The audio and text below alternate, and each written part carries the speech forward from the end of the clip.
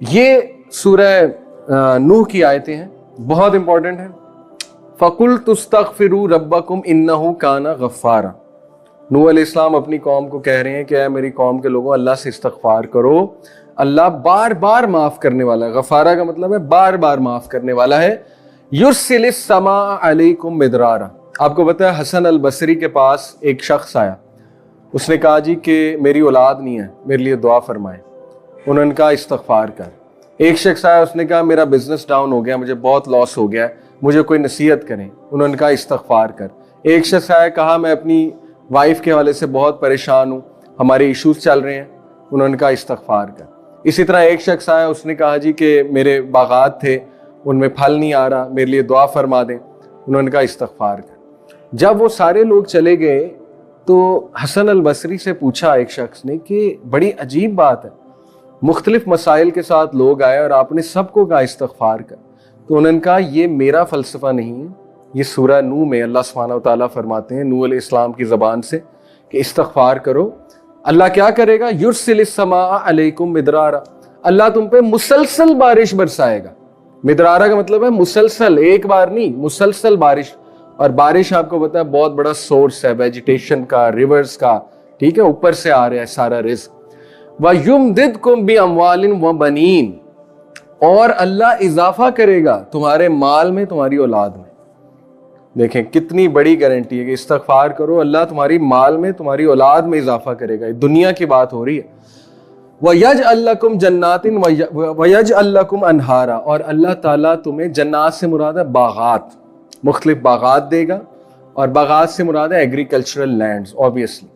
اور وَيَجْعَلْ لَكُمْ أَنْهَارًا. اللہ تمہیں ریورز دے گا, ریورز نکل آئیں گے تمہاری زمین کے نیچے سے. اب ظاہر ہے اس دور میں لوگوں کی سب سے جو بیسٹ اکانومی تھی وہ ایگریکلچرل تھی ان دا سینس. تو دیکھیں دنیا کی بات ہو رہی ہے, استغفار کو عادت بنانا چاہیے, اور اس سے بہت فائدے ہوں گے آپ کو, یقین کریں بہت فائدے ہوں گے. بہت سے لوگ جو ہے نا دل سخت ہو جاتا ہے. میرے پہ ایک فیز آیا, میں شروع سے دینی سوچ والا نہیں تھا. تقریباً 21-22 سال جو ہے نا وہ میرے بہت کامن, جیسے ایک ٹین ایجر جیسے کامن ہمارے لوگ ہوتے ہیں, بالکل وہی تھا. تو ظاہر ہے کہ آئی ریئلائزڈ کہ اکثر ایسا ہوتا ہے کہ دل بہت سخت ہوا ہوتا ہے, انسان سمجھ نہیں پا رہا ہوتا, حالانکہ that is the real success. تو آئی ایکسپیرینس کہ جب ذکر شروع کیا, استغفار شروع کیا, اور مزید ذکر جو ہیں وہ آتے ہیں نا حدیث میں, سبحان اللہ و بحمدہ سبحان اللہ العظیم. شروع میں بڑا عجیب لگا. میں نے اپنے کو کہا یار تو مولوی بن رہا ہے, یہ تو مولویوں کے الفاظ ہیں, استغفر اللہ استغفر اللہ. تو وہ ایک نا ہیزیٹیشن میرے دل میں تھی کہ یار یہ تو تبلیغی مولوی ٹوپی پہنی ہوتی جنہوں نے, تو وہ کرتے ہیں. تو شروع میں ریزسٹنس آئی, لیکن الحمدللہ slowly and steadily I started to see the results. ایک عجیب سا سکون, میرا دن بہت اچھا گزر گیا. اس دن میں میرے اندر موٹیویشن بہت تھی, انرجی تھی. ظاہر ہے جب ریزلٹس نظر آتے ہیں تو بندہ موٹیویٹڈ ہوتا ہے. تو یہ میں بڑے دل سے آپ کو بات بتا رہا ہوں کہ شروع میں ہو سکتا ہے ریزسٹنس آئے, اور شروع میں آپ ہیزیٹیٹ کریں, لیکن آہستہ آہستہ جب یہ آپ کی عادت بن جائے گی, اس کے ریزلٹس آپ دیکھنا شروع کریں گے. اینڈ پرٹیکولرلی استغفر اللہ, ٹھیک ہے, استغفر اللہ توب الیہ, اٹس ویری امپورٹنٹ. چلتے پھرتے, گاڑی ڈرائیو کرتے ہوئے ٹائم نکال لیں, فوکس کے ساتھ ایکسرسائز کرتے ہوئے. دیکھیں بہت سے لوگ جم جاتے ہیں, ایکسرسائز کرتے ہیں, ٹریڈ مل کرتے ہیں, واک کرتے ہیں, جاگنگ کرتے ہیں. اچھی بات ہے, پوڈ کاسٹ سن رہے ہوتے ہیں, وہ بھی یوزفل ہیں. تو بہتر یہ ہے کہ تھوڑا سا ٹائم نکال کے ذکر کو ڈیڈیکیٹ کیا جائے کہ جی چلو 2 منٹس میں استغفر اللہ توب الیہ کہتا ہوں. 100 بار تو کہہ لوں گا نا, اس میں صرف 2 منٹ لگے. دیکھیں کتنا آسان.